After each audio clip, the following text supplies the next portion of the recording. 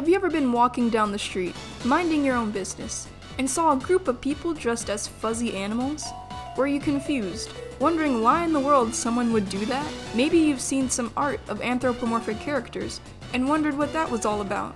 Well, my friend, you've been exposed to furries. Hello everyone, I'm solarsaber, and today I'll be telling you exactly what a furry is. Whether you're a confused parent or a curious viewer, I'll try to make it easy to understand. Let's start with the basic Google definition of a furry, which is an enthusiast for animal characters with human characteristics. That's a lot of people actually. I'm sure people who wouldn't label themselves as a furry find characters like those from The Lion King or Zootopia interesting. However, no one is considered a furry unless they actively choose to call themselves one. The way most of us animal enthusiasts show our enthusiasm is through art. The furry fandom is a large source of art of anthropomorphic characters, which are just animals that stand on two legs and can talk like a human. Most of these artists create a fursona, which is one of the first steps to joining the furry community. A fursona is a representation of yourself, but in animal form. Fursonas have no boundaries. You can have one, or you can have three. It can be the same gender as you, or it can be the opposite. It can be way shorter than you, or way taller.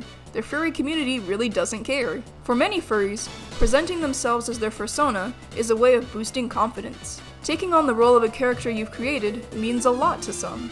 Next, I'm going to talk about the thing furries are most known for, fursuits. Fursuits are the costumes that furries wear of their fursona, or maybe just an original character of theirs. Although most normal people only know about furries through fursuits, most furries do not have a fursuit. Less than half of the entire furry fandom owns their own fursuit, and that is because they are ridiculously expensive. Getting a costume made of your own custom character can be up to $5,000 depending on what fursuit maker you go to.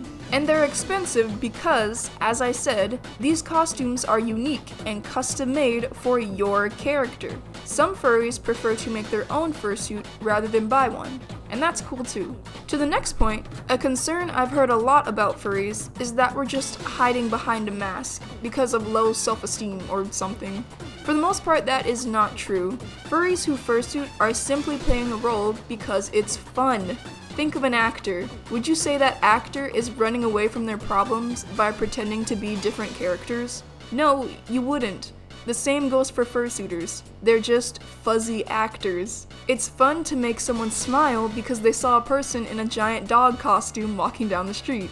Back to another point I made in the beginning, furries are just enthusiasts for animals with human characteristics. Contrary to popular belief, we do not think we are actual animals. The people who believe they are animals are Therians, not furries. You can look that one up if you want to. Now that that's out of the way, let's get into the other big thing, furry conventions. Since most of the world thinks we're weird, which is fair, furries really only get to go all out at furry conventions. A furry convention is just a big gathering of people with a shared interest in anthropomorphic animals. This is where furries get to wear their fursuits, sell their art, socialize, and just have a good time.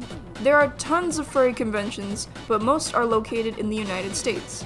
The biggest currently is Midwest Fur Fest in Illinois, followed by Anthrocon in Pennsylvania. If you're a parent of a young furry, a furry convention is a great place to take your child, because most have panels such as teen meet and greet, or parent discussions, where you can ask questions about what the furry fandom is.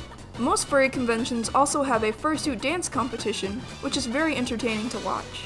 Anyway, to recap, furries are weird, but we're not as weird as you think. We don't think we're animals, and we don't live in our fursuits.